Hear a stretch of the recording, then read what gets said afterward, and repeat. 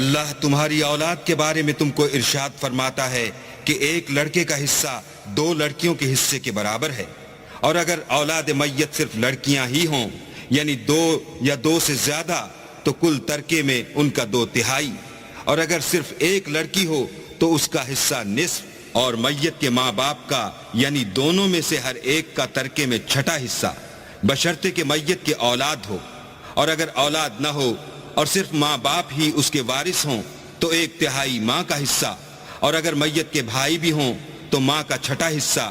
اور یہ تقسیم ترکہ میت کی وصیت کی تعمیل کے بعد جو اس نے کی ہو یا قرض کے ادا ہونے کے بعد جو اس کے ذمے ہو عمل میں آئے گی۔ تم کو معلوم نہیں کہ تمہارے باپ دادوں اور بیٹوں پوتوں میں سے فائدے کے لحاظ سے کون تم سے زیادہ قریب ہے؟ یہ حصے اللہ کے مقرر کیے ہوئے ہیں، اور اللہ سب کچھ جاننے والا اور حکمت والا ہے۔ اور جو مال تمہاری عورتیں چھوڑ مریں، اگر ان کی اولاد نہ ہو تو اس میں نصف حصہ تمہارا، اور اگر اولاد ہو تو ترکے میں تمہارا حصہ 1/4،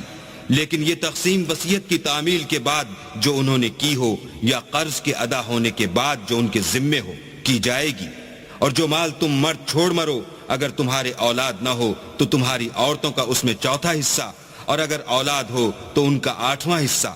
یہ حصے تمہاری وصیت کی تعمیل کے بعد جو تم نے کی ہو اور ادائے قرض کے بعد تقسیم کیے جائیں گے۔ اور اگر ایسے مرد یا عورت کی میراث ہو جس کے نہ باپ ہو نہ بیٹا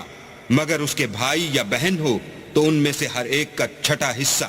اور اگر ایک سے زیادہ ہوں تو سب 1/3 میں شریک ہوں گے۔